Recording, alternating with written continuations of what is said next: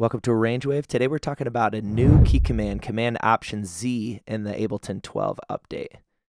So I'm just going to mess around, make a few edits with these clips. So instead of just hitting Command Z, Z, Z, Z, Z a whole bunch of times to go back and figure out what you did wrong, you can just hit Command Option Z. This tab will show up and you can visually see all of the edits that you could undo or even redo. So if you click down here, it'll undo all 8 of those that you selected. Then that'll redo them.